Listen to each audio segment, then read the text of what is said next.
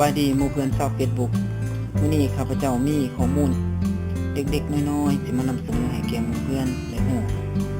ซึ่งเราสังเกตเห็นว่าในเวลาที่เราเข้าไปเล่น Facebook เราจะเห็นวิดีโอเด่นโดยอัตโนมัติซึ่งว่าในการเด่นโดยอัตโนมัตินั้นแน่นอนมันต้องกิน Data หรือว่ากินเงินเน็ตของเราไปแน่นอนบ่หลายก็น้อยฉะนั้นมื้อนี้ข้าพเจ้าจะมาแนะนำวิธีการปิดบ่ให้มันเด่นวิดีโอโดยอัตโนมัติสำหรับในแอป Facebook หรือว่าในเว็บไซต์ Facebook ขั้นตอนทำบิดเราเข้าไปที่แอป Facebook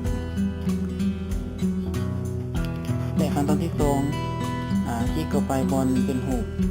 ขีดสามัญนี่แต่หลังจากนั้นเข้าไปที่การตั้งค่าแอปหรือว่าแอป Setting เข้าไปนี้และหลังจากสังเกตเห็นว่ามันจะมีหลายเมนูให้เลือกว่าเพียงแอปแต่ว่าเราบ่ต้องการให้มันเด่นวิดีโออัตโนมัติเราก็เพียงแต่คลิกเข้าไปบนการเด่นวิดีโออัตโนมัตินี้และหลังจากนั้นเราก็คลิกปิดมาเลย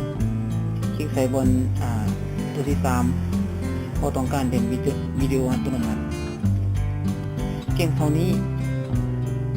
Facebook ของเราก็จะบ่เด่นวิดีโออัตโนมัติอีกแล้ว